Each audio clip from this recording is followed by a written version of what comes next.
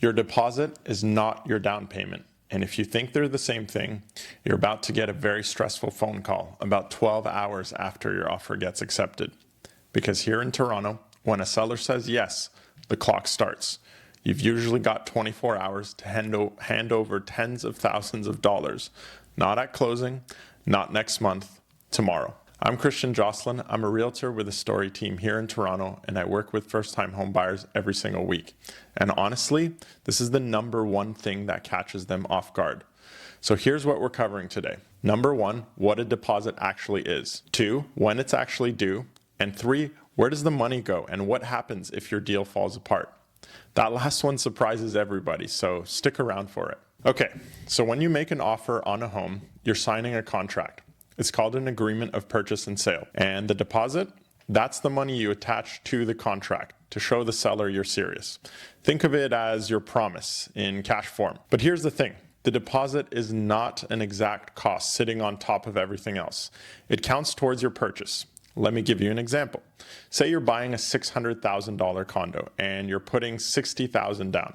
If you paid a $30,000 deposit, that deposit is the first $30,000 of your down payment. On closing day, you bring the other $30,000 plus your closing cost. That's it. Same money, different timing. So how much are we talking? Here in Toronto, the unwritten standard for resale is around 5% of the purchase price. On that $600,000 condo, that's 30 grand. Now, there's no law that says it has to be 5%. And in a slower market, you can sometimes negotiate less. But in a competitive market and on a competitive property, a bigger deposit can actually strengthen your offer because it tells the seller you've got your finances together. Okay, now the timing, because this is where people get burnt. Most offers in Ontario are written one of two ways. The deposit either comes herewith, meaning you hand it over with the offer itself, or upon acceptance, which in the standard agreement means within 24 business hours of the seller signing. And why do I keep saying business hours? Because weekends don't count. So if your offer gets accepted on a Friday, you've got until Monday to get that deposit in. But here's the catch. It usually can't be done by personal check or an e-transfer. We're talking a bank draft or a wire transfer, which means you might need to physically walk into your bank branch during banking hours with valid ID. So here's what I tell every single buyer I work with. Before we even write an offer, know exactly which account that deposit is sitting in. Make sure it's liquid and ready to go. And know your bank's process for a same-day draft. Because if your money is parked in an RSP or GIC or an investment that takes 3 days or more to move, we solve that before we submit an offer, not after. Now, where does this money actually go? This surprises almost everyone. It's not the seller. And your seller doesn't get your deposit. It goes into the listing brokerage's real estate trust account, and it sits there until closing. It is protected. The seller can't spend it. The brokerage can't touch it. And here in Ontario, those trust accounts come with insurance protections through RICO, which is our provincial regulator. Then on closing day, it gets applied towards your purchase price through the lawyers. One more detail, and it's worth asking your agent about. Most brokerage trust accounts are interest-bearing, which means some of that interest could be coming back to you. And depending on the size of your deposit and how long it sits there, that could not be an insignificant amount. All right, here's the part I promised you. What happens to your deposit if the deal falls apart? And the answer depends entirely on why it fell apart.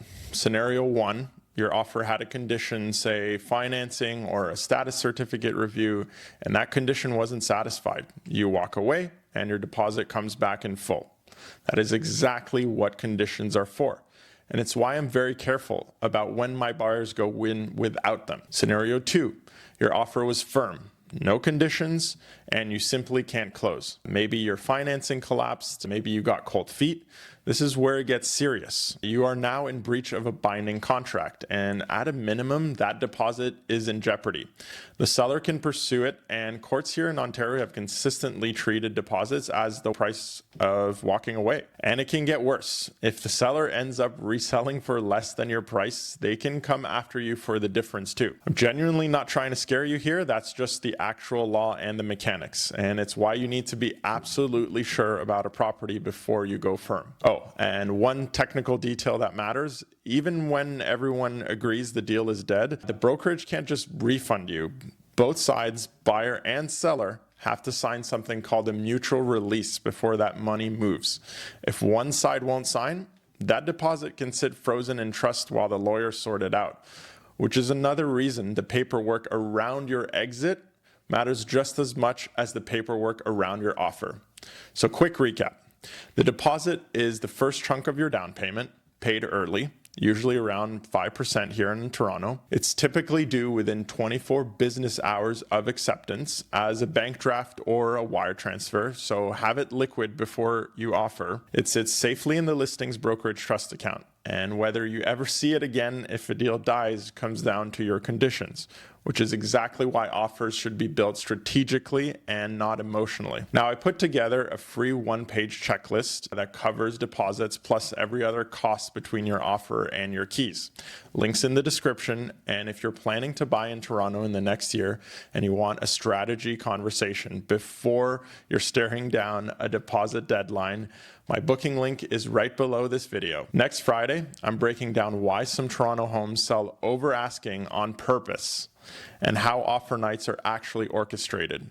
If you've ever seen a headline that said a property sold $200K over asking, you'll want to see how that sausage gets made. See you then.